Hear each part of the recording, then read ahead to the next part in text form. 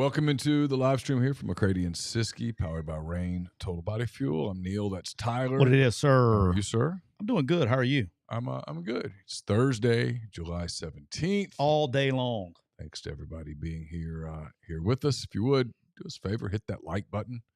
If you're not following already or subscribed already, hit the follow button, the subscribe button, so you can be part of the MPW Digital family of podcasts. How about that? We appreciate you viewing with us. If you're listening later today or tomorrow, whatever, on Spotify, on Apple, or wherever you listen to the podcast, hit the subscribe button, follow along with us so that you can make sure that you're updated when MPW Digital podcast pop into your feed.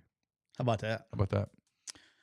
Yeah, I've been busy. We had a Zoom today, and then got done with my paperwork stuff. I had an hour, and I decided I was going to cut the grass.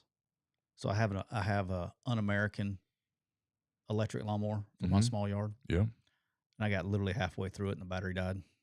Oh. I thought I had it charged. I did not. It was not charged. Not charged. So now you have a half mowed yard. Well, here's what I'm debating on doing, because I know she's not listening right now. I'm debating on not doing anything, just putting everything away and seeing how long it takes for Erin to say something about it. Oh. Just to see what happens. Just to play the game. To see if she even notices. To play the game. So, because she's always on my ass about, you didn't even notice this was clean or this was done. Or, I never noticed things. So yeah. I'm debating whether that's matter of fact, I'm talking through it right now to where it's not a good idea. To say, hey, you didn't even notice the yard was halfway cut. You didn't even notice. Walk right by it. Because she will not notice. No. 100% she will not notice. She doesn't notice the yard stuff? No, anything I do around the house not noticed. It's inconsequential, right? Yeah. Hey, you're good. You're good. It's we're 3-time world champs together, tag team partners, 3-time world heavyweight champs. Yeah. And as you coach football and you have 3 small children, you're not home very often. And so if you contribute to any kind of mess, that's your ass, because you're not there enough. And so you're always, I could use help doing this, And so then when you do help, nobody ever says anything. I just, maybe my love language is words of affirmation. I don't know. It's usually not, but maybe she should go, hey, appreciate you. Yeah. Doing the dishes. I appreciate you doing the laundry. Yeah, because I do our yard, and when I finish the yard, I do want someone to go, hey, the yard looks good. Yeah, look. I just want to hear it. I go to great lengths. I do too. I go to great lengths. Look at you, me and you got another thing common here. And I do the laundry, and when the laundry's all stacked up and everything, I do want someone to go, hey, appreciate you. Hey, man, that's good. And I do the floors. I sweep, vacuum mop. I'll admit this. I actually enjoy the mopping process. Okay, I do. There's something, what's the word I'm looking for? Soothing. Yes, kind of soothing, kind of satisfaction about watching the floor look clean when it looks when it's kind of wet and it's kind of glossy. Yeah. It's kind of, it's satisfying. It is. I saw. So take my man card and. That's okay. But I don't mind. But when someone walks in and the house smells all clean and the floors look good, I do want to hear, hey, the floors look good. Which is crazy, because I don't care, in my job, I didn't need anybody to tell me I did a good job. 100%. I don't care. I don't need. I'm the exact same way. I didn't need Matt or Hugh or Nick or Joey or Coach Robert, anybody. I didn't need any of those to come around and go, hey, Tyler, did a great job today. That didn't. Yeah. That didn't. No, I'm the same way. I never it didn't move me. When awards would come up when I was in Mobile and it was time to turn in stories for awards and stuff, I just didn't want to do it. People are like, why? I'm like, I don't need that validation. I just don't need it. You can call me the Alabama Sports Writer of the Year, which I never won, by the way. You could call me that, and it wouldn't have changed anything. I won state, national awards for reporting. It never meant anything to me. And so people would be like, which stories do you want to turn in? I'm like, I don't know. You figure it out. I don't care. But when I'm at the house. Yeah, exactly. And I will go great lengths. Okay, this is where I get really sideways. I will go great lengths.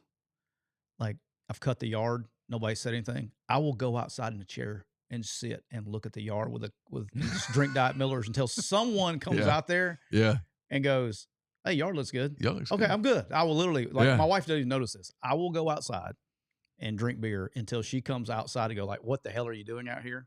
It gets to that point. And then she'll say, yard looks good. What she doesn't realize is I immediately put the chair up and go back inside. You're sweating on that? Yeah, I like to edge. I like Okay. getting those real clean lines All right. on the edge. Do you have an edger or do you do it with a weed eater? I have an edger and then I have a weed eater. Okay. I switch. Okay. One's for edging, one's for weed eating. I actually, because I cut grass for a long time for a living, was a high school and college job, I edge with a weed eater to save time. Yeah. Like I've actually had an edger, but I do it much more efficiently. And actually, I'm good at it. I can make it not look like that. Yeah. I like that clean line look. Yeah, man. That's good look. You got to take the guard off of your. You got to have a straight pole, and you got to take the guard off of your weed eater. It's a thing. Now your legs get ate up. Your legs get eaten alive. Shit flying everywhere. But there you go. Are you ready to crank it up? Yeah, ready. Let me pull up the right thing. So I'm not sure I'm there. I've been working on something different today. I'm not even gonna ask. Been an interesting few days. Yeah. You know, it happens. You know, life happens. sometimes is interesting. You know, sometimes life is boring, and sometimes life is interesting. And like I told someone today, you learn a lot about people when life is interesting. You do. You learn a lot about people, just in general. Sometimes individual people, sometimes entities, but just people in general. You do. You learn a lot about people. You do a lot. Ready to roll? Yeah, you ready? Yeah, that was me reminding myself something. Oh, okay. I had to tell you something afterwards. Okay. You know, I'll forget. 4 out of every 5 times that you say you're going to tell me something afterwards, I don't. You forget to tell me. That's why I wrote it down. Okay, there you go. I'll probably forget this time too. Oh, I got to start the Instagram live. See, I was going to forget. Hold on. I was supposed to remind you of that too this time. Remember, that was one thing. We'll give the people on Instagram a minute. Just a second. Because I totally forgot. Just hit that. But we're live on Instagram. There we go. We're good.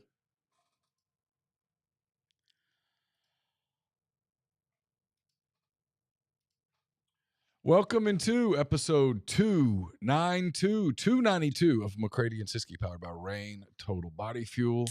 I'm Neal McCready, joined by Tyler Siskey here on this extremely hot, brutally hot Thursday afternoon. Hope you're having an air-conditioned day. If you're not, do your best to stay hydrated, stay cool out there. One way to stay cool would be to pour a Rain Total Body Fuel right down your gullet. 300 milligrams of natural caffeine, BCAAs, electrolytes, 0 sugar. You don't need sugar in this heat. It's got what you need to push the limits and achieve your goals.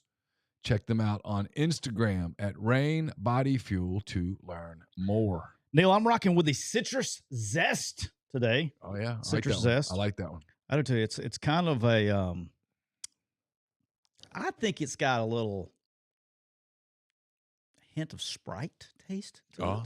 You know? Yes. A little fruity Sprite, if that makes sense. But I love it. It's good. Yeah. It's a great early afternoon. We're being accused by a couple people of being a little fruity right now. In the chat?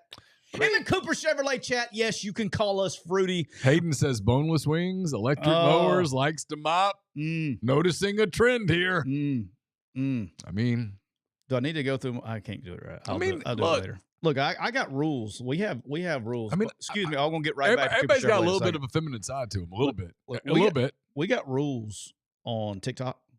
Okay, when we do lives, we get subscribers. I tell them before they subscribe, before they hit the follow button, okay. There are things we do here and things we don't do here. Okay. One is we don't do boneless chicken wings.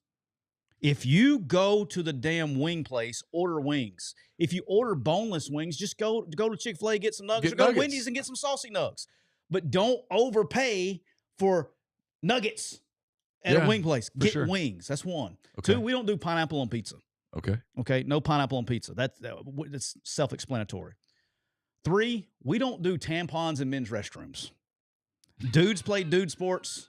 Chicks play chick sports. And yes, TikTok allows us to say that. Really? Yeah, they allow us to say that. Oh, that's a concession by the people at the TikTok. Yes, appreciate you, TikTok. Oh, they're not live anymore. I stopped doing them live during the show because we are about a 70% ban rate when we put TikTok up here. Yeah, during it's the just show. not worth the trouble. Not worth the trouble. Not worth the trouble. Shout out to Instagram and Twitter that don't ban us. Thank you. And YouTube. Thank you. Yet. All right, yeah. After this, they may not like this. We don't call our seltzers beer, Neal. Because their beer's not a seltzer isn't a beer. So if you're drinking seltzer, and there's nothing wrong with seltzer, but seltzer's just a drink seltzer. seltzer. Say if I'm having a High seltzer Noon or a Truly. Cool. Just say you're having a seltzer. Don't go. I've had 4 beers today. No, you haven't. No, you've had seltzers. You have seltzers, and that's fine. And that's cool. I don't judge. There's lots of guys that drink seltzers. I don't judge. That's cool. That's your thing. I've tried them. I just don't like them. Agree. Now I like beer too much. This is true. I really like beer. The older I get, the more I like beer. Like it's a thing. I mean, there's nothing. I told Laura the other day. America. I told Laura the other day. I said, if I'd stop drinking beer, as much as I exercise and as little as I eat, I'd be pretty freaking fit. And her answer was, and this was profound on her part. She's not listening. Okay. Let's don't get in trouble. There's a 0% chance she's listening. Okay. She said she has sometimes though. I've seen her pop in the chat. Yeah, it's very rare. It's usually when you're on the road. She said, but beer makes you happy. That's right. Be happy. Beer makes you happy. And I was like, you're right. That's justification, of course. But beer makes you happy. Okay. The last 2 things we do. Mm-hmm. And this is a new one. I think this is Eastside came up with this one. I agree with it. If you're a grown man, if you're outside of college age, okay, and you're wearing leggings underneath your shorts, you can't follow our channel. I'm sorry, Russell. I know Russell's out there. Russell, this is to you. What do you mean leggings underneath your shorts? What are you talking about? Like you're wearing gym shorts, but underneath your gym shorts, you're wearing basically spandex leggings underneath your Why not shorts. If you're going to do that, why not just wear a pair of Vori sweatpants or something? I'm with you. We're on the same page. Yeah. I can't do leggings under shorts. Can't do that. If you're out of college, if you're an athlete, now, if you're an athlete, I get it sometimes. Yeah. Okay. Yeah, but sure. if you're a non-athlete out of college, you can't wear leggings. Because sometimes you'll have football practice or something. I've seen the football practice people go out for football practice and it's 20-something degrees. Some of them do that. I'm talking about some coaches do that. You can't do that. If you're what about the players? Players, cool. Okay. It actually I'm with it. Yeah. I'm good. Can't do it. And then lastly, we support our troops and we support our first responders. #America. And if you're not down with that, unfollow, please. I tell them that all the time. I mean, sometimes in my house, just if I'm honest, I can sort of hear a scream from the refrigerator. And I used to think maybe it was a ghost. But usually I've discovered, because I'll say to Laura, did you hear that? And she's like, hear what? I'm like, listen closely. And at this point, she's on to the gig, but I'm like, you didn't hear that scream? She's like, you think a beer's calling you? And I'm like, I know it is. I need to go save that beer. You got to go help and you it go out. get the beer and you give it a little mouth to mouth. No diddy. Yeah, you pour it into a glass and you're like, it's going to be okay, little beer. That's it. Yeah. But Neal, the Cooper Chevrolet chat is already bumping. They're calling us fruity today. But guess who's not fruity? That's Cooper Chevrolet GMC Hyundai in Anniston, Alabama. Through the end of the month, you can save up to $14,500 off the brand spanking new Chevy Silverado pickups when you take advantage of the trade and down payment assistance. That's over 19% below MSRP. No way. And also, at Cooper Hyundai, just announced you can get in any new Hyundai Santa Fe SUV or Santa Fe Hybrid for 0% APR for 60 months at Cooper Hyundai in Anniston. Or you can check them out online at cooperhyundai.com and make sure you give the folks at Cooper Chevrolet a call at area code 256-236-4481. Make a note on something. Make a Neal note. Neal Cooper. Neal Cooper. All right. Neal, also, we're brought to you by the official RV dealer of McCready and Siskey, County Line Campers. The one and only. They're located right there off of I-10, exit 38 in Gulfport, Mississippi. And guess what? At County Line Campers, you can save up to 90%. Wow. That's almost everything. That's almost the whole damn thing. Off original MSRP on our huge lineup of pre-loved RVs. Also, pre-loved RVs. That means somebody once loved that RV and they returned it, and that that RV needs to be loved again. I talked to Rob about that. He said a lot of times people, he goes, it surprised you. People will they'll buy them. And then like a year later, they'll go get the new model. He goes, there's a huge turnover of in that world. So it's great for Rob. I mean, it's great for Rob. Good for business. It's kind of sad for the RV. It is sad for the RV. The RV thinks it's found a home. It does. Thinks it's got these people that love it, and then they ditch it. Now it needs to be loved again. And guess what? If you like new RVs, if that's what you want to do, and you want to trade in your other one, you go to County Line Campers. They're going to put you in a brand spanking new one. And they can get you there with payments under $350 a month. That's unbelievable. What are we doing? I mean, it's unbelievable. And if you want to know what they got, go to their Instagram, go to their TikTok, go to their YouTube, and check out Miss Destiny's walkthrough videos at County Line Campers. Destiny. Yeah, you know Destiny. I know. I've met Destiny. Yeah. They're awesome family, awesome people. Yeah. And go to countylinecampers.com. And when you think about camping, I want you to think about County Line Campers. What else the hell would you think about? That's it. Nothing else. What are we doing? That's awesome. Let's go. There you go. All right, let's get started since we've bullshit for a little bit. All right, I don't know if you saw this or not. This came to my attention actually during a TikTok live. I wasn't aware of it, and I looked at it. And I got something I want to say about it. So Teddy Bridgewater. I did see this. Did you see this? Yeah. Teddy Bridgewater was suspended by Miami Northwestern. He was the football coach at Miami Northwestern. Mm-hmm. And most famously, at the end of the season last year, he actually went from coaching Miami Northwestern to the active roster of the Detroit Lions. He was the backup quarterback for the Detroit Lions at the end of the season. So, obviously it was a high draft pick. He's made a lot of money being a backup and a quarterback in the NFL. He's coaching at his alma mater, Miami Northwestern, not getting paid anything. He's doing it for the love of the school. And he was suspended for violating Florida High School Athletic Association rules because he paid for his players out of his own pocket. He paid for their food, the recovery. It was like $14,000 during camp last year. Okay. And Uber rides and things like that, taking care of his money that nobody else is paying and paid for the players. And he made a Facebook post this year trying to basically take up donations to see if anybody would be willing to help him do the same thing, right? So he gets suspended for that. I'm really sour on this ruling. Shame on the Florida High School Athletic Association. Shame on anybody that brought this to attention. And my point I was trying to make the other day when it came to my attention on live, if he was 5-5 last year or whatever, how many games they played in the regular season and didn't win the championship, nobody would have said a damn thing. Somebody said something because they were winning. Yeah. All right, that's bullshit, number one. Of course.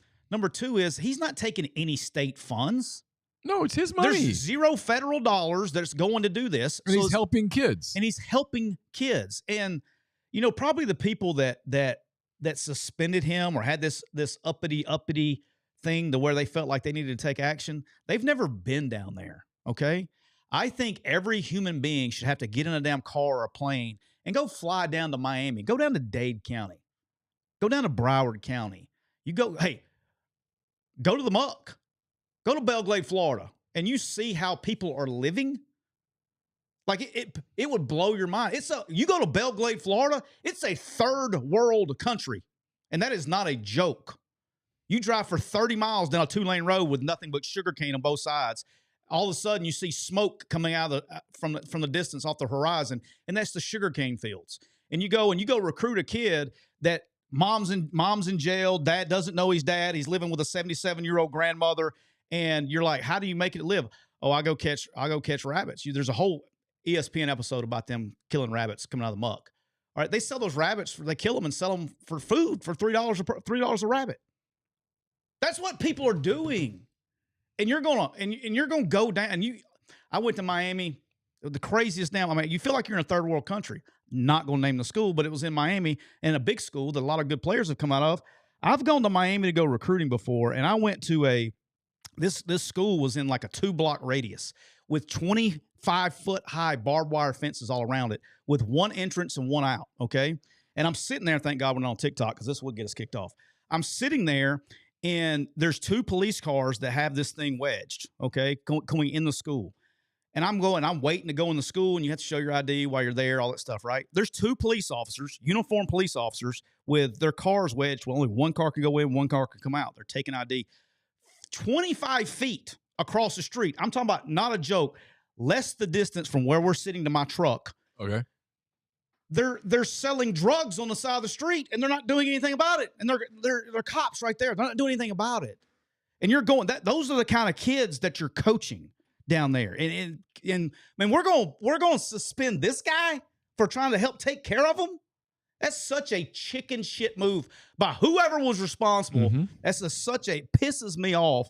And it is such a chicken shit move by whoever did that. It's really, really bad because a lot of times people in Oxford and you grow up and you're in this protected ecosystem. Yeah, sure. And you don't understand how the shit is out there and what kids are dealing with. Mm-hmm. And it's just, I mean, Belglade, Florida.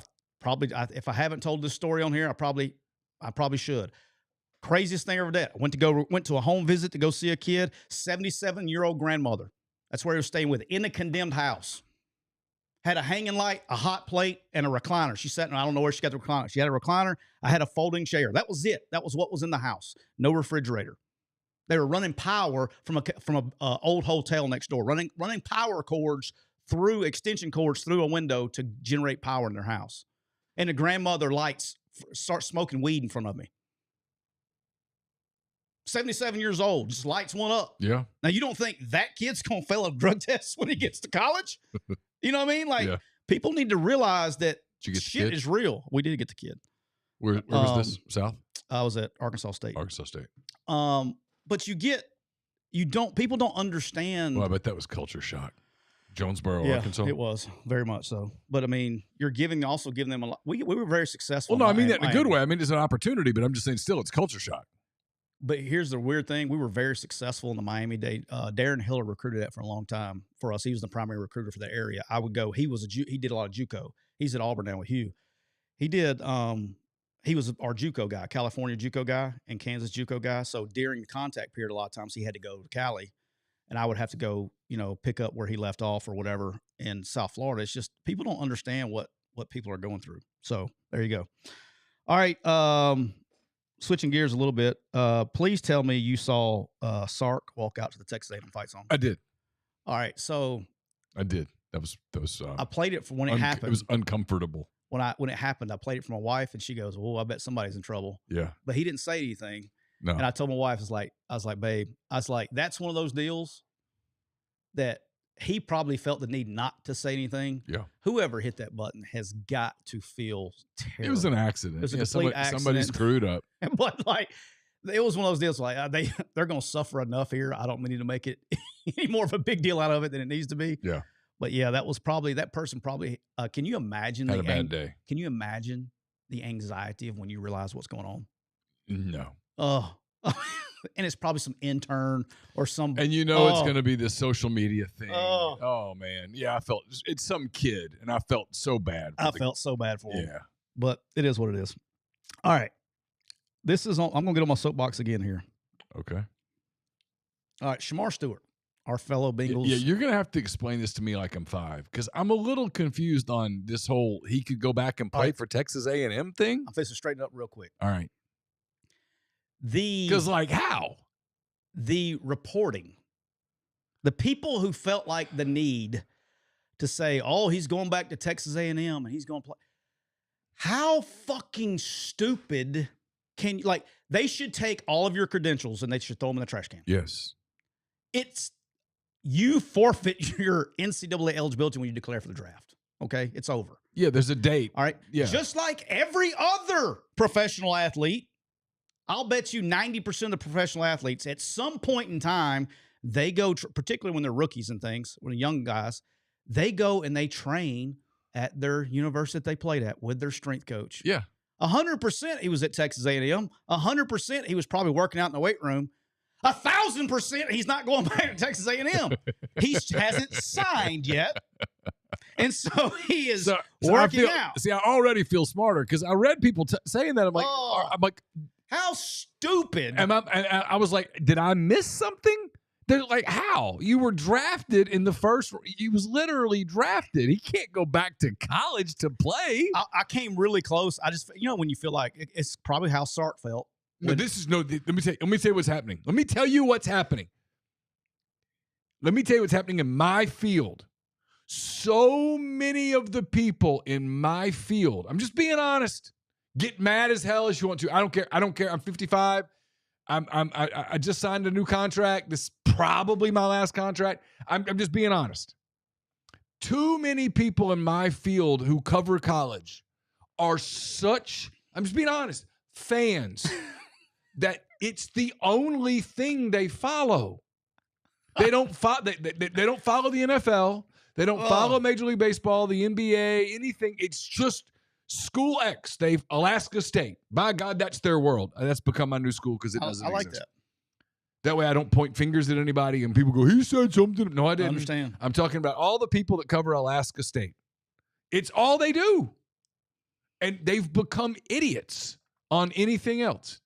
Now, I guess, and I will say this, in their defense, it probably wouldn't be the craziest fucking thing that's happened in the last year when it comes to eligibility, but it's not possible. It's just like when I was at Ole Miss, Larry Tunsil would come back and work out.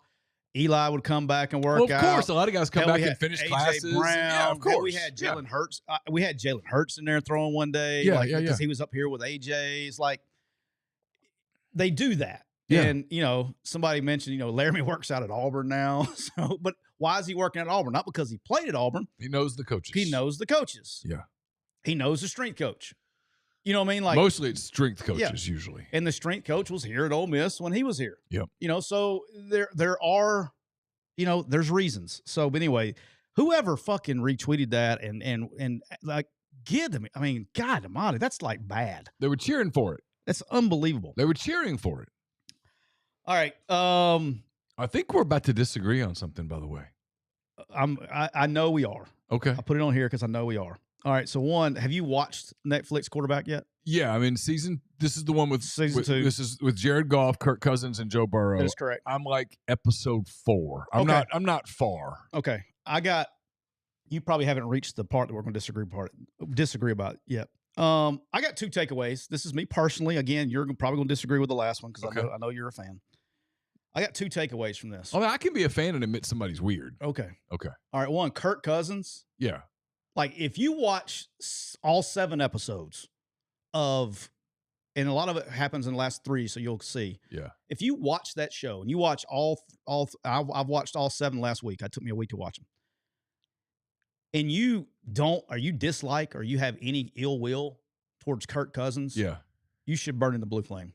That is the best. He may be the best human being on the planet. Such a nice guy. What I like about Cousins is I'm now a fan. Like I'm sure Michael Penix is a great dude. Sure. Like I'm pulling for Cousins to win this starting job. Like I'm in. Yeah. Like I'm in. Yeah. I want Kirk Cousins to have this. Well, here's my thing about Kirk Cousins. Career renaissance. No matter what happens, the odds are Kirk Cousins is going to have a happy life. I mean, he's a great dad, clearly. Mm-hmm. He and his wife seem to have a wonderful relationship. He and his brother have a great relationship. He can be a very down-to-earth, normal guy. In fact, he's kind of a nerd a little bit in a lot of ways. But it's okay. No, he steers into it. I'm a nerd. I'll admit it. I'm a football nerd. Yeah. Just a good dude. I laughed so hard when they were driving down the road, he and his brother, and they start singing the Cher song. It was great. Yeah. Because look, when you get to be, you're such a guy's guy that you can't ever admit that you know what I mean? Like you can't admit that you like certain music or something. I'm like, you're trying way too hard. Like the world's not that serious. I'm a fan of his. I didn't know a lot about Jared Goff going into this. Yeah. I see why people rally around Jared Goff the way they do. Yeah, no, he was solid. He's not what you expect, but that's what an NFL quarterback is, right? Like he kind of fit the mold. Nothing really shocked me on him. And then Joe Burrow. All right, first of all, I want to say this. I am a massive Joe Burrow fan. You know that. Yeah. I think he's unbelievably talented quarterback. Well, of course, obviously. No one's debating that. Really big fan. And I like the Bengals and all that stuff. Yeah. And this isn't going to change my opinion if I think he's a fan or not. Okay. My man's strange though. In what way? I mean, which way do you want to talk about? I mean, the guy. So far, I haven't seen. I haven't seen Strange. Have you got to Batmobile yet? I don't think so. Okay. Have you got to Samurai Swords yet? No, I saw where he geeked out about fossils. But Right, like so that it was falls kind of apart. funny. I mean, see, this is where you and me are And probably then when different. his house gets broken into, I haven't gotten that far yet. like there's a lot of things that you're like, he's definitely, and look, it's probably what's worked for him. Let's be honest. Yeah. Okay. So I'm not criticizing that part. It's definitely his thing, right? And his parents are awesome. and like his mom's fantastic. oh, they're great. Yeah, they're all great. His dad used to be a football coach at several schools, but it was Ohio most recently. Was with what's my guy's name that was at Nebraska? Frank Solich was his defense coordinator. Yeah. But like he was like, I mean, he sits there and like he's got this big ass house and he's eating like a panini. And like at the end of they're showing the very end of the season. I know you probably don't remember, but they had played early, like on a Saturday. Yeah. They won. They had to wait and see what they needed happened. the Broncos to lose. The Broncos lose, and maybe the Dolphins or somebody had needed 2 losses. Yeah. So he's watching it and he's like, yep, ain't nothing I can do about it. It's like, I mean, he's like kind of glad the season's over with. It's just a different dude. Yeah. Just completely different. Yeah. And like he buys I don't want to spoil it for you, but he buys his offensive linemen for Christmas. He buys them samurai swords. And, it's just, he's eccentric. The way he dresses. It goes over his whole, have you gone to fashion stuff yet? Some of it. All right. So he that stuff doesn't bother me though. Like he's just unique. He's his own dude. Example, he's extremely different. He's weird. I think. Well, what's the definition of weird? By the way, I think I have to look it up. I don't know the exact definition. It's a word. It's a word that I don't use much. He is a one of a kind. Would you call Aaron Rodgers weird? No, it's a word I don't use much. Okay, how would you describe Aaron Rodgers? His off the field stuff. Completely unconcerned with what others think. Very much in tune with what makes him tick. And unafraid to do it.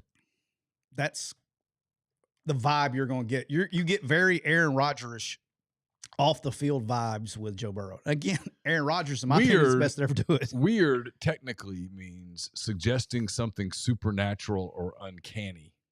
Well, he would fit that. Check. Merriam-Webster says, of strange or extraordinary character. Check. Of, relating to, or caused by witchcraft or the supernatural. Oh, well, maybe. He does have some supernatural powers. As a noun, it's ill fortune. Okay. Yeah, he's just different, man. I've never used weird as a noun. I just when I left that. Interesting. It's a word that I don't really use very much. I don't like it. Yeah. When I left that show, I was like, man, like I had no idea. He's out there. But that was what I got out of it. Yeah. You'll really like you said you're 4 in. The last 3 are the best ones. Yeah. A lot of people mentioned Shai Gilgeous-Alexander as being weird. And I just think Shai's very much in tune with himself. Like I don't know enough. Yeah. I think people that can do stuff like that and just sort of be themselves are typically, you can tell, very secure, happy people. So the people that, if you feel like, hey, I've got to wear this because that's what everybody else wears. I've got to listen to this music even though I don't like it because everybody else listens to it. And that kind of thing. Like I find people like that to be, my guess on them is that they're really insecure. Like there's something wrong. I'll be like in your world, I'm going to be honest, in your world, and there's exceptions to this, but the people that, it's just football. There's nothing but football. There's never anything but football. Football. I'm like, man, there's something up. I usually find myself more interested in the people that can admit, yeah, there's a part of me that gets away from football that has nothing. Yeah, no, and he is like, that's one thing he says that I really agree with. He's like, when we do football 12 hours a day, you got to talk about something else. I get some of it. Like it's his thing. It works for him evidently, and good for him. I'm that way. I think it's one of the reasons that Laura and I work. Like I'll come home from a football game. Like let's say I'm the same way at my house. Ole Miss plays Kentucky. Okay. That's not a good. Let's do a home game this year. Ole Miss plays Arkansas. Yeah. I think that game's.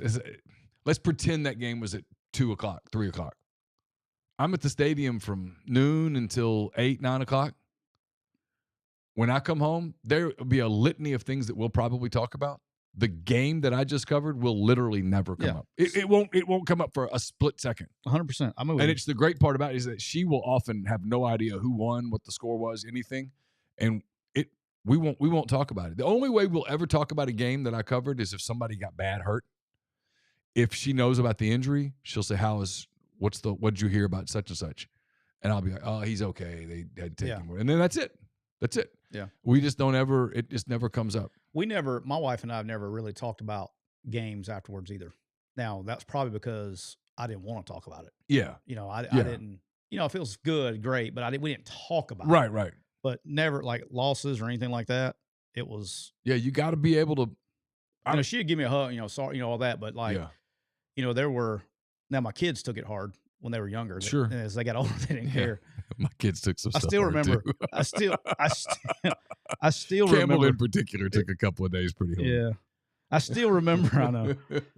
I still remember the kick six. Jackson, who if you took my 3 kids right now today, the one that's least interested in sports, I still remember like yesterday coming out of the locker room at Jordan Hare after the kick 6 game, and they let the families. After the game, they'll let the families and all that down. And that's still a pretty exposed area. That's a rough at Jordan area. Hare it is because it's like the tunnel's like a one way, right. And then when you get back in there, it opens up under the stadium. Yeah, and your buses are back there and all that.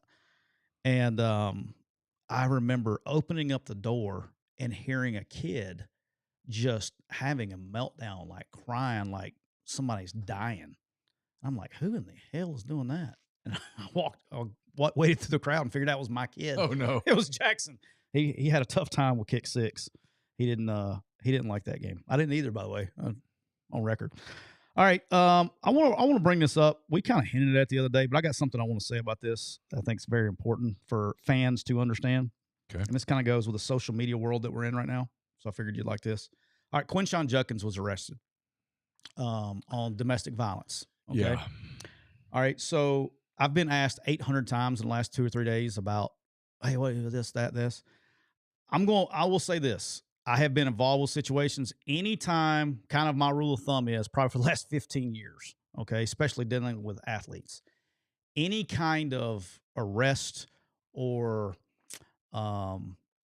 police incident that involves a male and a female, okay, whether it's domestic violence, sexual assault, whatever the charges or allegations are, right? Got it. Do not pass judgment until all the facts come out. Okay. If they're guilty of it, hammer their ass. No Diddy. I mean, if they're guilty, like I read the police report. Hey, Diddy got acquitted. He did get acquitted. But if is he out yet, by the way? Is he still locked up? No clue. Okay. But if they did, like, if exactly he did what he did, what was said on the police report, that was what her one account was. It didn't take his account; it was her account. If what she said is true, sure, absolutely, he deserves everything he gets, and then some. I think it's one of the worst chicken shit things on this planet is for a man to hit a woman. Can't do it. Can't do it. Nope. It's literally can't happen. It's terrible. You literally have to be fighting for your life to excuse it. Correct. Yes. And here's the thing, is like, because I've been involved with these. Okay. I was at one school and we had a player that got arrested. We had to dismiss. It affected his whole life. Diddy's still locked up. His sentencing is October 3rd. Okay. They're stretching that thing out a little bit. No Diddy. So bad. I know that's bad. That's pretty quick-witted though. So bad. But I was at a school when a kid, we had to kick off the team, was arrested, had to kick off the team. And it ruined his whole career. Like the guy was an NFL player, like a legit NFL player. Yeah. Ruined his whole career. He had to go down to some NAI school that finally take him or whatever it was. And 9 months later, 9 months after all this happened, when it all came out, mm-hmm. He didn't do anything. She was upset because he was talking to another girl, and she made it all up to ruin him. Yeah. All right. Yeah. I've been involved. I'm not going to say the kid or anything else. I've been involved right here at Ole Miss with a player that we had to discipline. And when it came out, nothing. It was completely made up, completely fabricated. And then probably one of the world's worst ones is there was a kid that was kind of our transition of moving from Arkansas State to Ole Miss. A kid, he was married, and his wife left him. She moved, took the baby, and left. And she was in a different state a long way away. Mm-hmm. She called the local police department and made up all these allegations. They arrest him. He gets dismissed off the team and missed an entire year of his career. Wow. And guess what? None of it happened. And so anytime. Yeah. Now, if they're guilty of it, you hammer them. But you let the investigations, when it comes to that, you got to let them run their course before you jump to reactions, in my opinion. Well, it was one of the reasons last week when all the stuff about Quinshon came out, I was really bothered by just reaction to it because it was so. I mean, Ole Miss people don't like him. They're mad at him for leaving, all that stuff. And I get it. He was a pain in the ass about it. And his mom is a piece of work. But when you start cheering. Seems to be a pattern. When you start cheering criminal allegations as like, ha, well, there you go. I just like, oh, man, really? Are we there? I don't like that place. That doesn't feel like a healthy place. Yeah, you got to let the process work itself out. Well, I mean, just even if it's completely true, that's not something we should be excited about. I mean, that's not something people should cheer. That's all I'm saying. That's the social media stuff. Well, it's where I tell you all the time. Like, I spend less time on it today than I've ever spent. Like, I've made a conscious effort to pull away from it, unless it's like something positive. I mean, I might read something about Thunder Summer League or something like that, or like typically stuff like that. Yeah. I just kind of stay away from the stuff. I agree. People seem, not all people. I think it's a minority. I just think it's a vocal minority that take joy in other people's misfortune. Like, I just don't want to get to that place as a person. No, I agree. I don't want to go there. I think that's an unhealthy mental space to be in. Yeah, I agree 200%. You know what I mean? No, I do. I don't have any like special feelings for Quinshon Judkins. I covered him for a couple of years. He was fine. We went down when he first got here. We went down a little NIL path looking to do something with him, and it got convoluted, and we were like, abort. There's signs. And there were definitely signs at times that that it would go where it went. But like, there was never, and maybe it's me being old, there was always a part of me that's like, he's a kid and you're throwing a lot at a kid. And I get it when people go, well, these kids make a lot of money now. I'm like, yeah, but they're still kids. And so. Yeah, I agree. I don't know. I mean, I hope it's not true. I hope it's been exaggerated. I hope it gets exonerated. I would hope that for anyone in the world where he's guilty, I hope he's prosecuted, but I'm not going to take any joy out of it. Yeah. I mean, just let the investigation. That's my thing. The investigation. That's the part of it with me that I don't know. I mean, fandom's awesome. I make a lot of money off fandom. I'm glad there's such a thing as fandom. And I'm a fan. My basketball team just won a title, and I enjoyed it. It was great. And everybody's coming back, and we're going to do the damn thing again. And we're winning the summer league right now. The Braves said the same thing. That worked out. Yeah, I know. But well, it's going to be different for us because no one's going to get hurt, and everything's going to be great. But I don't know. I don't want to get to a place where I'm like, gosh, I sure hope Nikola Jokic gets hurt. I just don't want to go there. I don't want to go, gosh, I sure hope that, I hope all the guys on the Rockets get arrested. I just don't. I don't mean to get in a bigger, like, deep discussion about this. I'm not trying to do that. But I think that has to do with, I think there is a complete and utter generation, I guess you could say, thought process on that. And I think the way you and I feel is because we remember life before social media. A lot of these younger people that are doing this don't know any other way. You know what I mean? Yeah. So maybe that's it. I don't mean to get in a discussion about it. But Neal, it's summertime and it's hot. But the deals at Kia of Meridian are even hotter. They have 1.9% on the 2025 Sorento and Sportage. And do you need a low payment and a great warranty? The Kia K4 has payments as low as $379 a month. With school sports fast approaching, what better way to get there than a brand new Kia Carnival? It's the best way possible. They have over 70 new vehicles in stock, so come see us or give us a call at area code 601-483-6444. And don't forget, Whatever you do not forget this. For the love of God, don't forget this. I mean, whatever you do. Yeah, I mean, write it down on your hand. You're going to pick up the phone and you're going to dial area code 601 483 6444. Okay. And you're going to say, Trav, what it is. Trav's going to say, what it is. Hook me up one of them Kia Carnivals because I got to take my kids. Got to take them, load them up, take them to ball games. I need one of those Kia Carnivals. Mm-hmm. He said, I got you.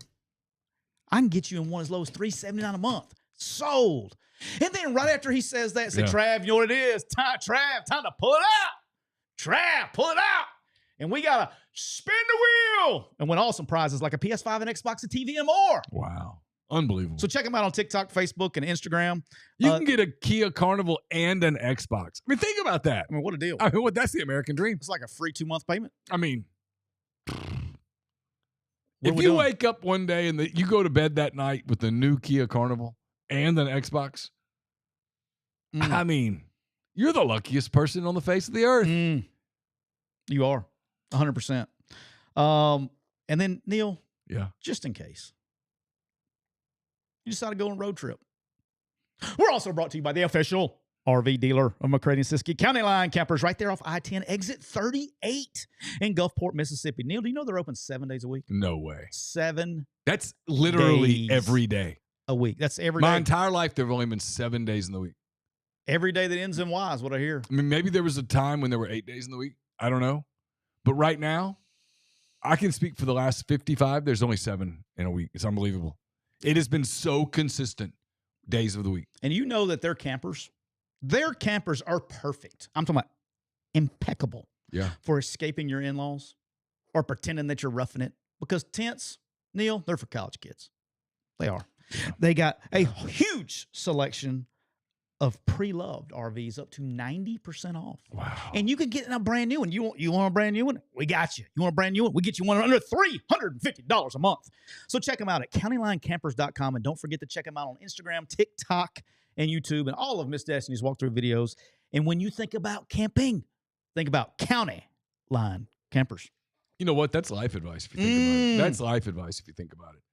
And that life advice is presented by Cole Walters, State Farm Insurance. Cole is licensed in auto, home, life, health, business, and pet insurance for the whole state of Georgia and the whole state of Alabama, from Muscle Shoals down to Bayou Battery and everywhere in between. What about Raglan?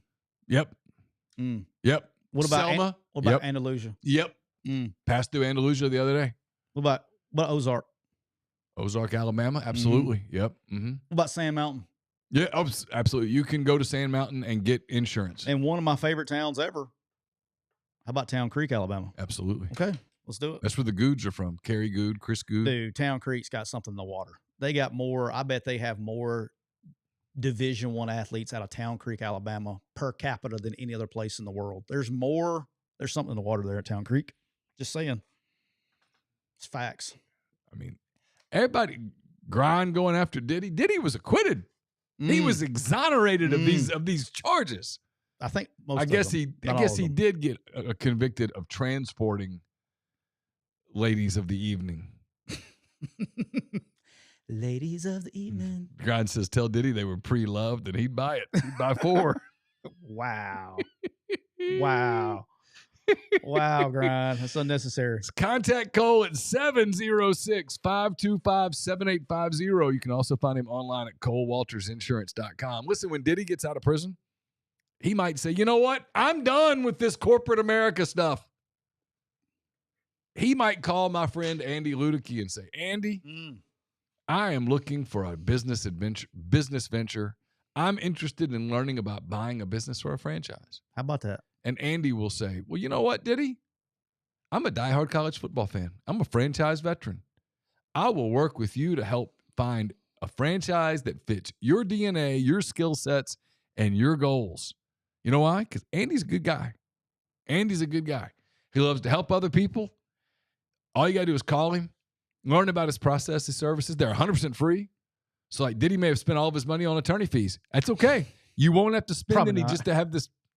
It's a no-brainer for those wanting to get into business ownership. And I don't know who you think Diddy's favorite college baseball team is. What would your guess be? California Penal League. See, that's mean.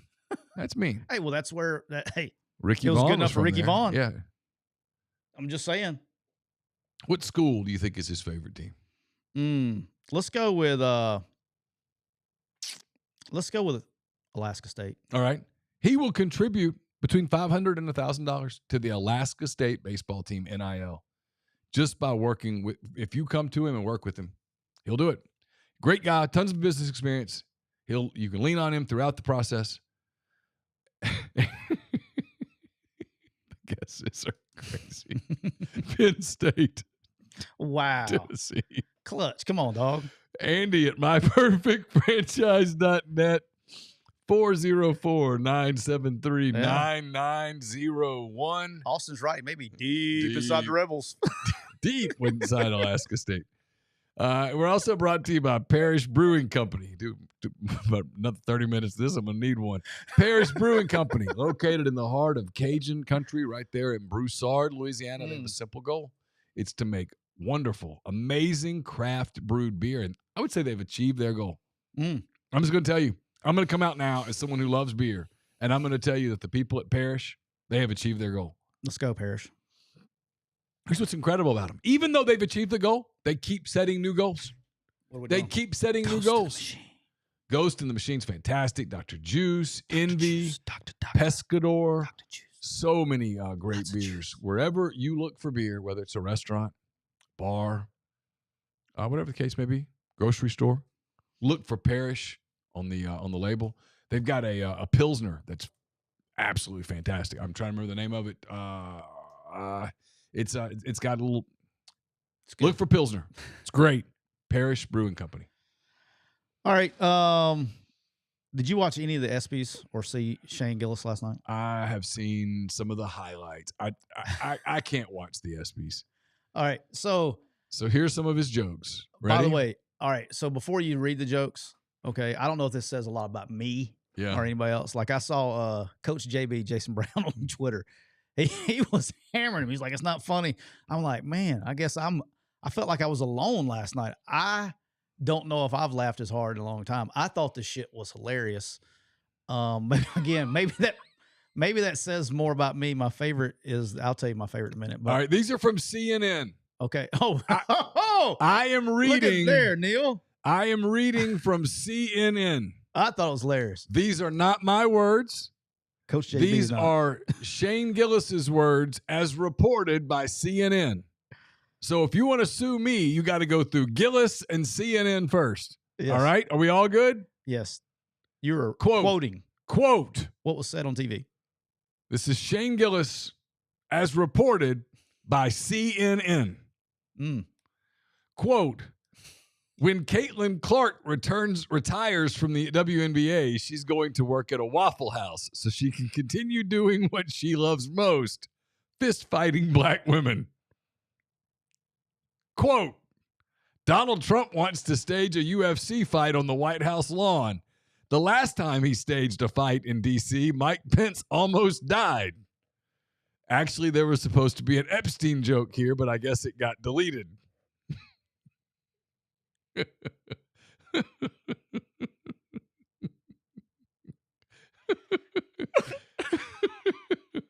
Again, those are the words of Shane Gillis as reported by CNN.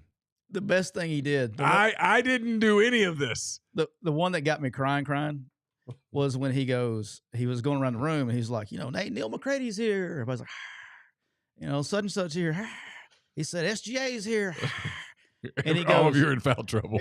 Yeah. And he goes, he mentions he goes, WNBA star, whatever her name was.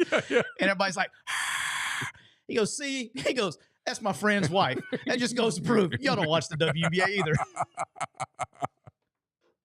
That was the best one he did. But I thought it was funny. A lot of people didn't. I guess that says more about me. I think the guy's hilarious. But I'm looking for a list of the jokes. Oh. The whole thing was, and it's his delivery. I guess if you don't know it, like if you don't watch his stuff, and I do watch his stuff, he's very dry, makes things uncomfortable. And that's kind of part of his delivery. I just thought it was fucking great. Let's see if I may have found it here. Let's see. I'm looking for like the transcript. Let me try that. Let Let me Yeah, try. so if we were on TikTok, we'd already been. That would have been the 3-month ban right there. Trying to find it. I'm trying. Yeah, I'm All right. I'm looking. It's everywhere. But There's no transition to the next one, so I'm gonna let you finish. That's what she said. Zing.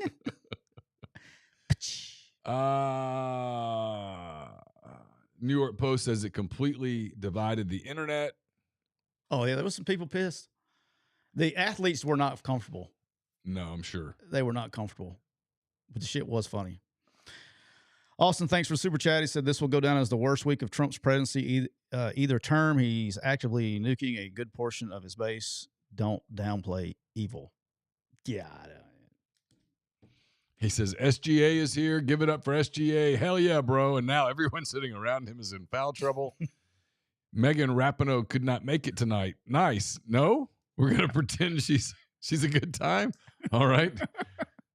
John Jones and Nate Diaz are here. Hell yeah. I had a couple of drinks with those guys last night at the hotel, and it was terrifying. I did the Pence one. The New York Knicks had a great season. Yeah, hell yeah. Karl Anthony Towns is here. Hey, girl. Max, I don't get it. 4-time WNBA All-Star Brittany Hicks is here. Give it up for Brittany, everybody. He says, I'm joking around. That's my friend's wife. I knew none of you knew WNBA players. That's crazy that you clap with it. You got the Aaron Rodgers ones there? That was good. Aaron Rodgers did not take the vaccine because he predicted it would be bad for him, and then he joined the New York Jets. So maybe he wasn't right about everything.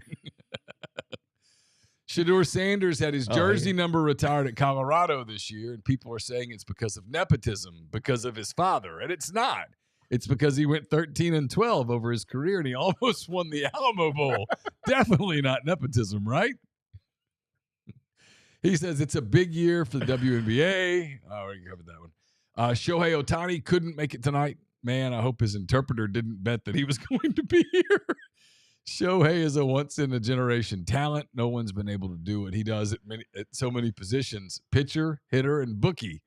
A bookie is what Bill Belichick reads to his girlfriend before bedtime. They do. They read The Very Horny Caterpillar, The Little Engine That Could But Needed a Pill First, and, of course, the classic Good Night, Boobs. That was my favorite one. Also, I'm not trashing Bill Belichick. First off, he's 73 years old, and he's dating a hot 24-year-old, and people are criticizing him? What happened to this country? We used to be a great country. He won 6 Super Bowls. He's dating a hot 24-year-old. Maybe if you guys won 6 Super Bowls, you wouldn't be sitting next to a fat, ugly dog wife. They let me do it. This is Disney. They allowed that. Yeah, I'm going to tell you a story. I was at, we should have taken that out. I had doubts going into that. That didn't work all week. He says, actually, it was a good year for me in sports. I went to Notre Dame, went to the national title. I was he goes, yeah, go Irish. I was at the Eagles Super Bowl when they won, and it was not. I was down there. I'm just going to tell you a story real quick. It's not a good joke. I was at halftime of the game, and we looked up, and you could see Donald Trump. He was sitting in the suite, like at the 50-yard line. You couldn't see him, but you could see his silhouette. You know what I mean? Dude, he just goes on and on. He's a beaut. That's good. You fed me a transition there. All right, Neal. I thought we were done with this. Apparently we're not. For a while, we're not. All right, so in the last 48 hours, okay, after the show on Monday, last 48 hours, the plaintiffs in the House case, which we talked about, they sent, they did not like what the College Sports Commission was doing with the NIL payments, and they have said that was a breach of contract. The colleges have responded, well, we don't believe it's a breach of contract, and now the college representatives are meeting with, you might as well light the candle on this one. Yeah, I'm going to. The college representatives are meeting with the plaintiffs to try to come up with some resolution, okay, which I don't think it's going to be. The plaintiffs are, trying to say they're going, if they don't come around and allow basically what the plaintiffs want. The plaintiffs want to, this is where I'm having a tough time, and maybe you can help me understand this, because this is some stuff I don't understand, and I do this every day. The plaintiffs are acting like, oh, no, I can't believe the College Sports Commission is doing this. Isn't like So the way they're acting, they're talking about the plaintiff side. They're acting like they had no idea what the College Sports Commission was going to do when it was very public knowledge. Because hell, I knew, and I'm not in the court case. So they waited, I guess, to see if they're actually going to do it or something. I don't know, but they're going back, and basically what they're doing is they're trying to make the plaintiffs want rev share and rev share and old school NIL to combine. Of course they do. Okay, that's what the plaintiffs want. Yeah. All right. Obviously, the College Sports Commission, college side was like, wait a minute, this is the whole point of what the case was about and whatever. Hey, real quick, big thanks to thought I saw it. Yeah, big thanks to Bannerman 007 for the super chats. Right? Appreciate you. Very dog. nice of you, Bannerman. Appreciate you, buddy. Thank you.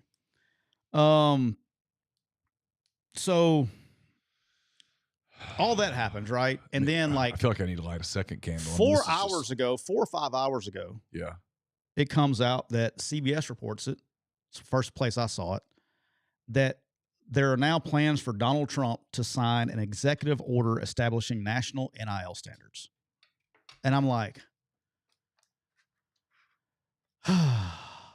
like I don't even know what to say. Like, I just like candles. So August 1st is a real day that's going to happen. Oh, thank God. And schools are going to have to put on paper what they are offering kids. Oh, you meant because of that. Okay. Oh, yeah, and that. August 1st is a real day. What the schools are offering kids will be the least of your problems that day, or at least of your excitement. And so what rules are we following here? I mean, you know what I mean? It's like, okay, all right, we're going to follow the College Sports Commission, who's supposed to be the enforcing arm now of the NCAA, comes out and tells schools, you do this, okay? 48 hours later, now they're coming. Then this group's saying, no, you don't do that. You do this. And then 24 hours later, the president's going, nope, y'all don't do that or that. You do this. And we're, what, 14 days away? I don't understand a couple things. I really don't understand how.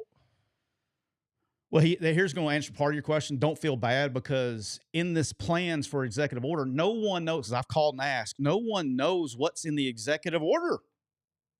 Like, no one knows what they're going, the executive order is supposed to do is put everybody under the same state laws, to keep people from doing that, allegedly. But nobody knows. And so my point of the drill is that, like, again, fans don't care. Fans don't care. I know this. They don't care, because on this part, they're like, well, y'all get paid a lot of money, figure it out. But, like, you got a day coming up, and you got some schools, okay? When you look, if you wonder why your recruiting classes aren't, if you look at a recruiting class right now in 2026 and you go, man, you know what? Our recruiting class is not where it's supposed to be. Your team's probably trying to abide by the rules. If you look at your class and your class is way up there and you're getting all these 5-star guys, your school is probably guaranteeing NIL money. Your match sucked. Yeah, that one's bad. That was a bad match. That's kind of like one I lit the other day. That was like the Tulsa of matches. And so it's just a complete shit show of what's going on. Like, this just adds to the shit show. And then, like, somebody's like, well, what are the schools saying? If you think the schools don't know, or how about this? Greg Sankey didn't know anything. He was asked about it yesterday. He had no clue, had no warning or anything of a president executive order. That's Greg Sankey. Okay, he kind of knows. He's in the discussions. I would think that he was. So when he doesn't know, yeah, how in the hell do you expect everybody else to know? Well, I'm like, dude, like, it's gotten to the point, like what? It's got to the point. I think there's a way that coaches probably prefer it to go, or schools prefer it to go, but we got to just go with something and say, hey, this is what we're going to do for X amount of time. And all right, now go, because you don't build, you cannot build rosters 6 months at a time. You can't. That's why that's why teams are doing this roller coaster wise, right? Mm-hmm. You can't do that. And you look up and you see, like, and I'm not, I mean, look at Ole Miss's recruiting. Okay. You look at Ole Miss's recruiting, look at Auburn's recruiting, look at a lot of schools recruiting, and it's not their fault. They're doing what they were instructed to do by their attorneys, by their administration, they're doing what they're told to do. But then you have all these different schools are getting told different things to what to do. And so you got this school that's operating this way, this school that's operating this way, this school that's operating this way. And it's really affecting everything. I know for a fact that there are schools that are scoffing at the rules because they don't believe there's actually an enforcement That body is fact. that is going to actually enforce penalty. In other words, Well, Lane was asked about it. He was like, well, I really don't, he doesn't know. I mean, it's not his fault, though. And so when you look up and they have 2 of the top 20 kids committed in the state, when you look up and you look at the state of Mississippi recruiting and you see 2 kids in the entire state that's committed to Ole Miss, that's like, look, guys, that's a sign. So it's like this, though. This is what I'm getting at. Is like paying taxes. Okay? I get in a legitimately foul mood when I have to pay taxes. Like, it's bad. Like it's understood that this is going to be a bourbon night. And I'm going to write the check at some point during the bourbon. But why do you pay taxes? You pay taxes because you're concerned that if you don't, eventually the IRS could come get you, right? They could come after you. They could file charges. They could come after your wages. They could put you in jail. They could imprison you. They could take away your freedom. If there was no risk of that, if there was no risk of that, there would still be people who, because they're rule followers. I'm not criticizing, by the way. I'm not criticizing anybody. There are people who are rule followers who are like, I'm going to follow the rules. I'm going to paint within I'm going to remember the kids when little kids that were colored inside the lines always. You probably don't remember this. You're too young. Like they had a thing and it would like red, green, blue, and you would color that and it would come out to be a peacock or whatever. They were numbered. Yeah. And there were kids that colored inside the lines. They were rule followers. And then there were kids that were like, hey, look, man, I was sort of in the middle. Okay. I was inside. But there were sometimes people were like, hey, I don't want to color that red. I'm gonna color it blue. What are you gonna do about it, Ms. Anderson?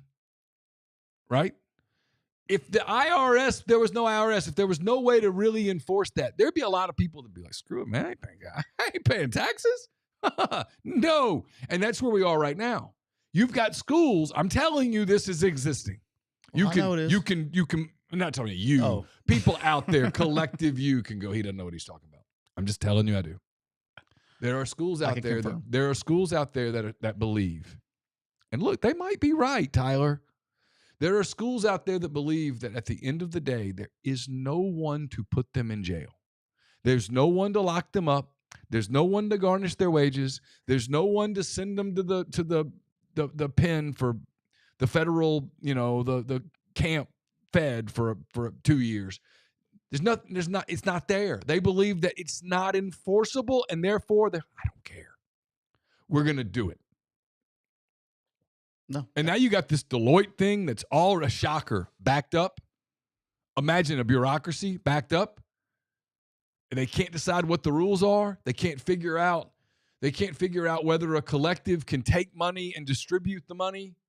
They are like, well, if a collective gets the money and they have a meet and greet with Johnny Jones at Alaska State, and the Alaska State boosters come to the meeting and they pay $50 a head, and Johnny walks out of the building with $2,000 and he did, or $5,000 or $10,000 or whatever the number is, and he did 2 hours of meet and greet with all the Alaska State boosters. They're like, no, you can't do that, because and people are like, well, this is stupid, because that's not what you're trying to do at that point. Is you're trying to make the collectives go extinct. This is about, you said this the other day, and you're right. And way back, Reb in the stream said you were right, and a lot of people that believe you're right. I think you're right. This is about control. This is about power. This is about the NCAA hanging on to what's left.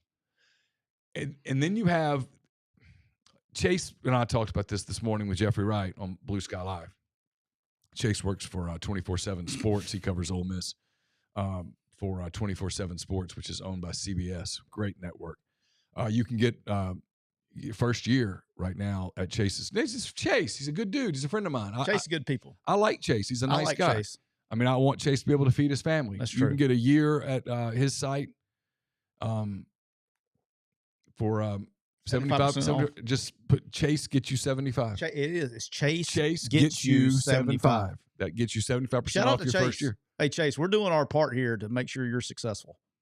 By the way, if you have a subscription to Paramount already, and you use Paramount, you stream Paramount, like you like CBS, NFL, a lot of soccer, a lot of soccer fans out there. Sneaky, some of the best TV shows. Sneaky good TV. If you already have that, Landman. If you already have that, you could cancel that, subscribe to Chase's site and get it for free for full price. Don't use the code, and you'll get a year of Paramount for free, which is basically a discount. Mm. So just things to think about if you want to support Chase. Sounds like Neal's building a roster there, finagling money. No. No. You're doing a shell game, Neal. No, I'm just supporting Chase. He and his wife and child. I'm sure that they like. No, I'm saying you're getting a discount here. You're adding money here. You're trying to build a roster. Oh, there's ways to do things. Got yeah. I see what you're saying. Absolutely. Yeah. Of course. So I mean, I don't know. No one knows where it's going. No. And so to your point, to be serious for a moment, to your point, these schools on August the 1st are going to make scholarships. You're going to read all these stories. They're going to be 1,000 stories. Alaska State made it official. They offered little Johnny Jones a scholarship. Here's what the stories aren't going to tell because they don't know, and Alaska State's not going to tell the reporters who cover Alaska State. Did you offer him full rev share? What percentage of rev share did you offer him? What NIL promises did you or did you not make? Because Johnny, if he's good enough to play at Alaska State, is probably going to have other offers too. And so all these schools don't know what to put in these offers. 100%. They don't know what to put in these offers because there's a chance that they're offering too much. But you take a school like Ole Miss or a school like Auburn, right? They will have no problem raising NIL to add to rev share, but you got a date in 2 weeks. Do we add it in there or did it not? Like, so if I go and I'm going to little Johnny and he's going to Alaska State, Alaska State's offered him $750,000 in rev share. 500 of it is in NIL and 250 of it's in rev share. And then Auburn. So someone smart's going to say to little Johnny, if they don't want him to go to Alaska State because they want him to come play at their place, they want him to come play at Minnesota State. They're going to say, hey, did you notice that 2/3 of your offer at Alaska State is NIL? You need to understand, Johnny, that NIL's got to get approved through Deloitte. Right. And if it's not approved through Deloitte, guess how much of that $500,000 you're going to get? Zero. But then you got Auburn and Ole Miss offering little Johnny $400,000, and he goes, $400,000, $750,000. I think I'll go to Alaska State. And so that's what's happening. Yep. But it's like, and so what's coming on the flip side of that, this is what Jeffrey said, and I'm not sure he's wrong. What's coming on the flip side of all this is these schools that are going to overpromise, and then their excuse is going to be, well, we couldn't get it approved through Deloitte. Yeah, that'll be their excuse. That is going to be their excuse. Mm-hmm. There's not a lot of response players can do to that. Besides leave. Or you're saying hold out? Refuse to play. Yeah. I mean, that's the same, but there's no, until there is a. Because once one refuses to play, it's going to get easier for others to refuse to play, and then you're going to start having problems. I will say this, though. If there ever gets to that situation, all right, how about this? Here's my response to that, though. If I had a player that was really good, okay? All right, you've been around this game a long time. Uh-huh. If somebody's really good and I want them to play, you're going to find the money. You'll find the money. Yeah. Okay. I get it. In the event that maybe I don't want that kid, so I'll say that to let him go in the portal, or hear me out here. I'm listening. All right. If you decide not to, let's say we're not going to pay him. He can get ready. He can get gone. You're always going to find the money to pay the kid. If he's good enough, you'll find the money. You'll find the money. But what it's not. You might get to a place where you can't. You'll find the money. Okay. Like that's never stopped anybody in the history of time. Okay. They'll find the money. It's just a matter of doing it the other way. All right. I want to finish up with this super chat. Thank you. Grind says it's September 1st, 2026. Is Hugh Freeze a head coach, an OC, or neither? What about September 1st of 2027? Okay. I am of the opinion that Hugh Freeze will be the head coach at Auburn University for a while because I think they're going to be really good. That is my opinion. All right. I've talked to Hugh. Hugh likes his team. And I think Auburn's going to be really good. Okay. That is of my opinion. I think they're going to be I do not think he will be fired at Auburn University. So that's my answer to that. Yeah. All right, last thing. I don't think he'll be the coach at Auburn September 1st of 2027. Okay. I think he wins this year and gets a contract extension. And Okay. regardless of, and he's got everybody coming back. They'll actually be better in 27 than they are in 26. Okay. He's got really good young players. So that's part of their problem too, is they got, and I think Auburn and Ole Miss, all kidding aside, trying to tie these two together real quick. Mm-hmm. Auburn and Ole Miss in similar situations, but people aren't connecting it because they let fandom get in the way.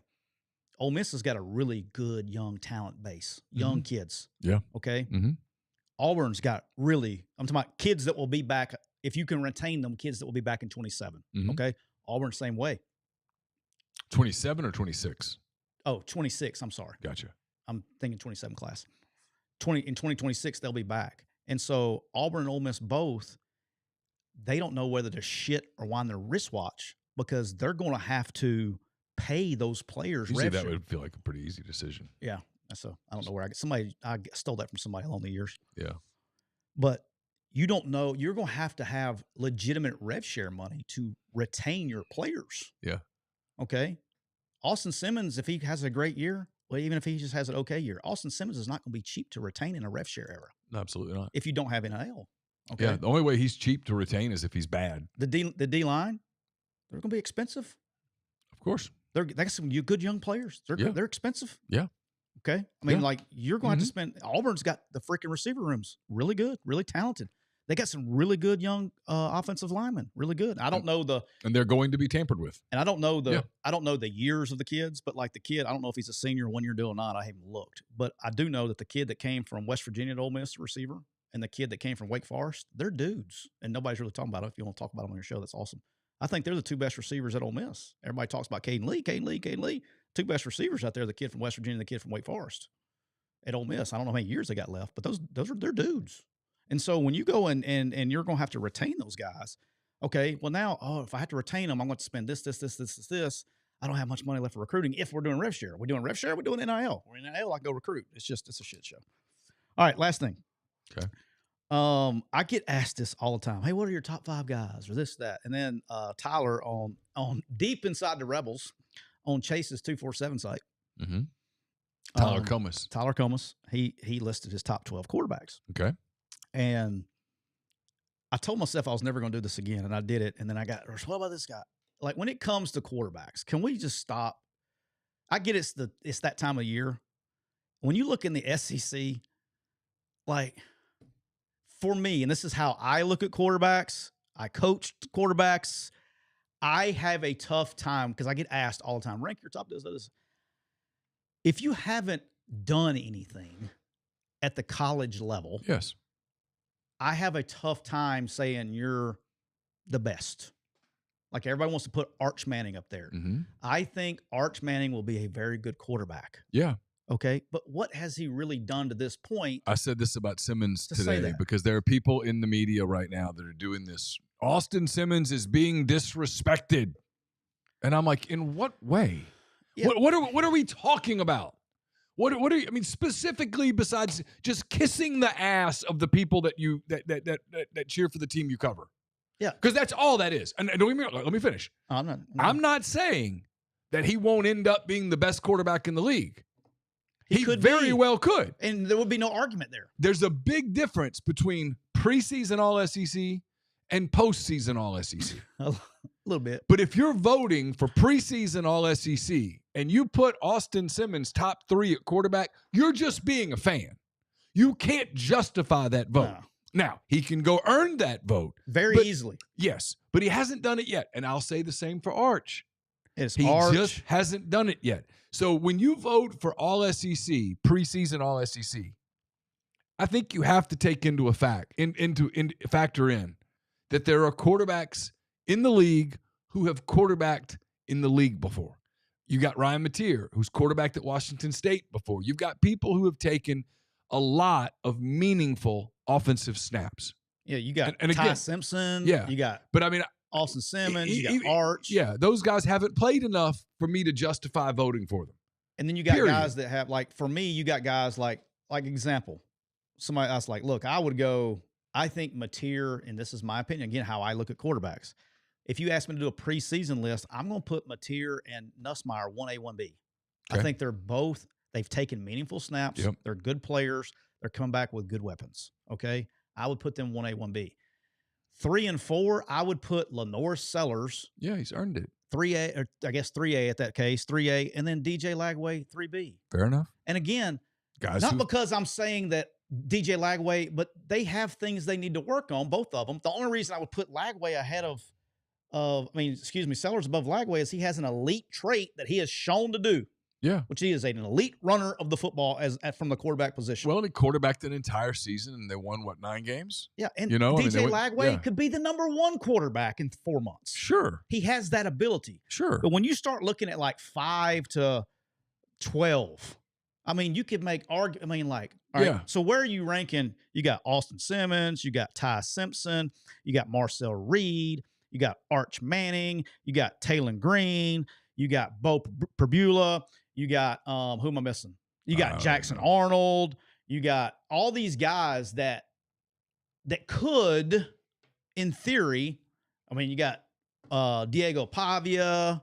Yeah, Castellano. What's my guy? Calzada at Kentucky. See, I just got charged for Paramount. Just then, it just popped up.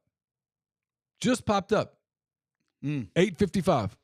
Bet you can change that in about 14 days. I probably could. 8:55. But you can change that in 14 days. Yeah. But my point of the drill is that there are a gaggle of quarterbacks that are talented, that are extremely talented, that by the end of the year, I can make an argument for like 10 or 11 quarterbacks. I can legitimately see be the best quarterback. Well, because everyone will have a full season of games, and we'll have numbers that we can evaluate. We'll have eyes that we saw things with. But going in, like tomorrow when the All-SEC team is announced, it's going to be Nussmeier. And the second quarterback is probably going to be Sellers, and the third quarterback is probably either going to be Mateer or Lagway. And frankly, anybody outside of those 4, you just can't justify the vote. And I don't know why that's so controversial anymore. I really don't get it. It gets people in a stir. And it's because you've got these talking heads and media types who are like, just I don't know how to describe it. They're everywhere. Somebody asked me to name my top 5 quarterbacks in the country the other day. So I was like, okay. Well, what about, and you name 5. And they're like, well, what about this guy? What about that guy? I said, I'm done doing top 5, top 10 lists because it's worse than the college football playoff committee. Whatever the number is, whoever the next number is, I'm not saying they suck. Right. You're asking me 5 guys. Those are guys that I feel good about being really good players. And there are a bunch of, we're in this age this year, in my opinion, and it's not just the SEC, it's across the country. You're at this kind of, not crossroads, not the right word, but you got a lot of quarterbacks that could be really good players, really good players. And that's why when people are talking about Heisman this, Heisman that, you might as well just go get guys with good odds because, you talking about Klubnik, Nussmeier are going to be the favorites and all that. But whereas nobody's talking about Rocco Beck at Iowa State, that dude can play. Oh, he's very good. Nobody's talking about Levitt at Arizona State, that dude can play. Mm-hmm. Nobody's talking about my guy at TCU. He can freaking spin the shit out of it. He threw for 3,800 yards last year.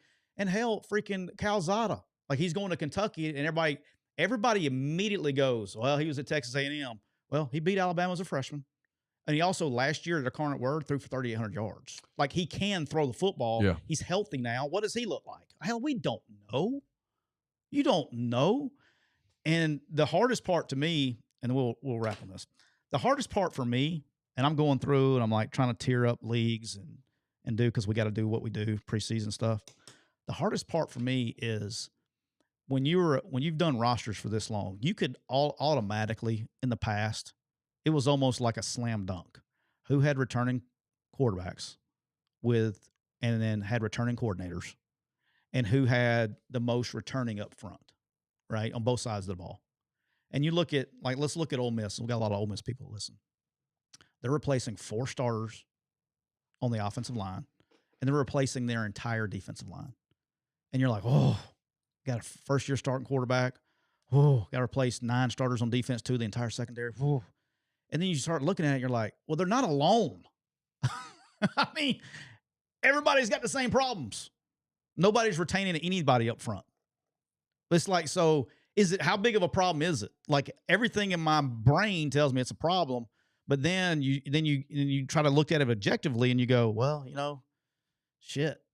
South Carolina's replacing 6 of their front 7. Now, they do have Dylan Stewart coming back, but they're replacing 6 of their front 7. They do have 3 really good secondary players coming back, but they're losing a first-round draft pick. You know, so you start, like, somebody's got to win the damn games. And I don't know. I mean, I think when you are talking about quarterbacks, like, to me, it's a conversation really that includes 5 people. All right? I mean, it's Landon Graves, Aiden Armenta, Bryson Kimbrough, Mason McHugh, and Hunter Herring. It's those 5 people. What school are they located at? Because one of them is going to win the starting job at ULM, and at that point, all bets are off. I mean, Hunter Herring, 6'5", 230 pounds, former West Monroe Rebel, transferred from Louisiana Lafayette, went down there and said, you know what? Coming back up north. I come right back up 49 to 20. These people are nuts. Is that 10 or 20? It's 20. 49 to 20. 20. I mean, Mason McHugh. Do you cut the corner or you go straight 49-20? To go to Lafayette? If you're going to Lafayette, do you I cut just the corner? prefer not to go. I mean, why would I go there if I'm in Monroe? All right, when you lived in Louisiana yeah. and you went south, did you go 20-49 or did you cut the corner? And then, like I lived in Louisiana. Well, I lived in central Louisiana, so we would go down 165 to Alexandria and then catch it from there. All right, so here's my next question, because I did this. Did you cut the corner on 49 and 10 and go probably in Alexandria? Yeah, that's where they sell. I can't remember the name of that place. Wherever you're at, whatever your name is, there was a gas station that sold boudin. Oh, right off of that turn, and we stopped every time. It was kind of like we had to do it. One of those stops. I'm gonna expose a weakness of my own as a Louisianian. I don't like boudin. Really? I don't like it. All right. What about meat pies? They're okay. Dirty rice? I do like dirty rice. Crawfish? My Uncle George loved dirty rice. I like crawfish if it's done right. Done right as in spicy or not? Spicy and where it's cooked properly. Because sometimes clean them out. Sometimes preparation. Yes. Sometimes crawfish is cooked in such a way that it's not properly purged, and it's just a disaster. And I'm not a fan of that. If it's properly cooked, I'm a big fan. What now? I will say, make your own roux. I've made my own roux before. Okay. Yes. All right. Yes. I'm a big Louisiana guy. I could have. Oh, I could have been. I love Louisiana cuisine. If I wasn't from Alabama, Louisiana has probably been my favorite place, even though my wife hates it. Bryson Kimbrough's from Tuscaloosa, and he went to Monroe because he just wanted to get someplace where there was great food. I could have lived in Louisiana. I don't know why. I got some Cajun in me, probably somewhere down deep. I got to tell you this funny story and we'll leave. My wife, so we were engaged. We had not been married yet, so shame on us. I took the Northwestern State job. That's immoral. I know, it's bad. So my wife, after like 3 months of me being down there, she moved to Natchitoches, Louisiana. Yep. So if you're not familiar with Natchitoches, Louisiana, if you watch the movie Steel Magnolias, that's what they're famous for. It took place there. Yep. They also claim to be the birthplace of meat pies. So Natchitoches meat pies. Yep. It's the place, man. And so really cool little town, Natchitoches, Louisiana. Really small town. So they have the Light Festival at Christmas time. Christmas festival, yeah, it's huge. Yep. All right. They had like drive-through liquor stores. Yeah. All right. So you could literally Ruston still has one of those. Yeah. You could literally leave when I was growing up in Ruston, for a coach. When I was growing up in Ruston, you had to go to Grambling to go to the drive-through daiquiri and liquor store. Yes. Now they have one right there in Ruston. At that time, I think it's called Rabs. By the way, Rabs, you were fantastic when we were there. You could leave. Kudos to you. You could leave the office and go through the drive-through, get you a mixed drink, head on back to the house. You know, with a little open container in your front seat. You know, I'm sure that was great. But so my wife, she's a nurse, and so my wife is working at the Natchitoches Hospital. Okay. And hopefully she doesn't get mad at me talking about this. So we. She's already pissed off at you about the yard. Yeah, she probably is. We go. I don't remember why, but. So she starts working there in like March or April. By May, now she is fresh out of nursing school, like December. So she became a registered nurse in December. After 2 months on the job, they made her charge nurse at the entire hospital. Oh, wow. So she'd literally been a nurse for less than 5 months, and she got Cool named. and the Gang sang a song called Fresh. Fresh. Remember that? Yeah. They made her in charge of the whole hospital. And so it was like a 30-bed hospital. And she came home one day and she goes, where in the hell? I ain't going to say the whole language. She said, she dropped the F-bomb. Where are we? And I was like, what do you mean? She goes, they can make you a charge nurse. And so she has to go by and like take count of medicine and stuff. And one of the older ladies that was there said, hey, did you check the cabinets? Did you do all the beer checks in the cabinets? She's like, what? There were so many alcoholics that were in the hospital that doctors would give them just a little snippy, would prescribe, like write out scripts, and they would serve them. They had hot room temperature Budweiser. Yeah. And they would on a script. Just to settle them down. On a script. Yep. Write out. And she said she got the first one and she's like, she thought it was a joke. Oh, no.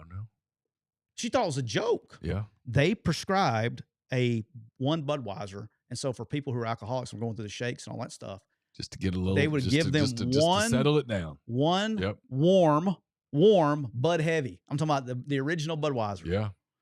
They would give them, and they had like a 6-pack in all the rooms. They had them in the cabinets. Yeah. So they had to go through and take like whatever, keep up with your medicines and stuff. She goes, I'm over here worried about taking up like Oxycontin and things like that. No. In Louisiana, we're not number one in much, but we're near the top in alcohol consumption. I'll tell you that. Yeah, she was not a fond of the small town hospital there in Natchitoches. So you've never heard Fresh by Kool and the Gang? Yeah. 1984. Come on, bro. Lyrics? You want me to read? I would like for you lyrics? To sing them. I can't sing them. Can we play it or we get banned? We get banned. Okay. It says, conversation is going round. People talking about the girl who's come to town. Lovely lady. Pretty as can be. No one knows her name. She's just a mystery. I have seen her maybe once or twice. One thing I can say, ooh, she's very nice. She's a lady, one I really want to know. Somehow I've got to let my feelings show. She's fresh, exciting. She's so exciting to me. She's fresh, exciting. She's so inviting to me, yeah. And it just goes on and on. Kool and the Gang, pros, baby. PROS and PROSE both apply to Kool and his gang. It's good. It's good. I'm impressed. I wish you would sing it, though. I did sing one word. One word doesn't count. Yeah, it's good. As far as I'm willing to go. All right. That's all I got, boss. But we've been brought to you by our good friends at Rain Total Body Fuel. 300 milligrams natural caffeine, BCAAs, electrolytes, zero sugar. It's got what you need to push the limits and achieve your goals. Check them out on Instagram at Rain Body Fuel to learn more. Neal. Yes, Tyler. The citrus zest was amazing today. Yeah. It's going to give me the electrolytes and the BCAAs I need to push your limits. Push the limits and see if my wife will notice that the grass isn't cut when she That's your goal. Your goal is to see if we're going to achieve that goal. Yeah, we're going to see if we can. Thanks to Rain Total Body Fuel. We're going to see if we can achieve that. Mm-hmm. But Neal, you know what? I don't. We're also brought to you by Kia Meridian. And right now, if I can pull up the reader, because I've messed it up. It's fresh. Kia's fresh. Kia is fresh. It's summertime and it's hot, but the deals at Kia Meridian are even hotter. They have a 1.9% on the 2025 Sorento and Sportage. Do you need a low payment and a great warranty? The K4 has payments as low as $379 a month. And with a school sports fast approaching, what a better way to get there than a brand new Kia Carnival? They have over 70 brand new vehicles in stock, so make sure you come see them at area code 601-483-6444. And don't forget to tell Trav to pull it out, Trav, and spin the wheel. Win awesome prizes like a PS5, an Xbox, a TV, and more. So check them out on TikTok, Facebook, and Instagram. Hey, real quick, I had this called up, and I just totally forgot to talk about it. I do want to say this. Yeah. The house settlement, all that stuff. Oh, I don't know if you saw this. This is quick. This is not that. You don't have to burn a match on this one. It'll be done before you even light it. Okay. Did you see, like, if anybody wants to know what this is all about? I'd rather read Kool in the Game. I've been thinking about the way you walk. The attorneys. Baby, ooh, I like the way you talk. Seriously, think about this real quick. Tell you something I really can't hide. Heaven must have sent you to be by my side. Now, that's a line. You break out that line, and it's going one of two ways. The attorneys are getting a payment of $20 million. They've also requested 20% of the back pay for $480 million. You didn't think the attorneys were in this for their goodwill, did you? Plus 1%. Because let me tell you, if you thought that, then this line would work on you. The Fresh forward and lovely rev share, which is like about another $250 million.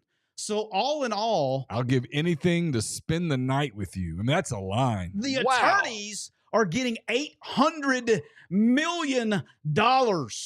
What a feeling, and I can't stop it, baby. So if you don't think that this shit's motivated by money, Miss Frisky Lady, take me away. I mean, that swear. Wow. You walk up to a lady and say, heaven must have sent you to be by my side. I mean, that's either working or you're getting slapped. I read that and I was like, these dudes are doing everything. They want to go to every court in America. They're going to keep saying, oh, that ain't right. We got to go back to this court. Oh, we already got these dudes for $800 million. Let's see if we figured it out. Let's see if we can get them for $1 billion. Good for you. $800 million? Like, I'm good. Like, did you not think they were in this for money? Well, I knew they were getting a little bit, right? I knew they were getting a little bit. $800 million? They're getting $480 million. They're getting 20%. Fresh and lovely, like a dream come true. 20%. I'll give anything to spend the night with you. That's just putting it out there. What a feeling. And I can't stop it, baby. Miss Frisky Lady, take me away. And we're mad at the agents for taking 20% from the kids, but the attorneys are pissed that the agents are taking 20%. And the rest of the song is just she's fresh. 20%. Because once you've said that, there's nowhere else to go. They taking 20% from everybody. $480 in back pay, $480 million in back pay, and another $250 in the future rev share. 1% every year. Yeah. They want this shit to go as long as it can go, boss. Yes. They're going, hey, what'd you say? You think about breaking off? Nope, lawsuit. What'd you say? You want to do it without us? Lawsuit. I want my 1%. I want my 1%. I mean, $800 million. Yeah. I picked the wrong fucking profession. Mm-hmm. I should have been an attorney and be like, hey, that's some bullshit. It's some bullshit. $800 million. Let's see if we can stretch this bitch out to $1 billion. Anyway, all right, that's all I had. We will be back on Monday. To my knowledge, it's our regular schedule Monday. So we look forward to visiting with you guys then. Hope you have a wonderful, safe weekend. Try not to get too hot. Stay hydrated. See you on Monday. Take it easy.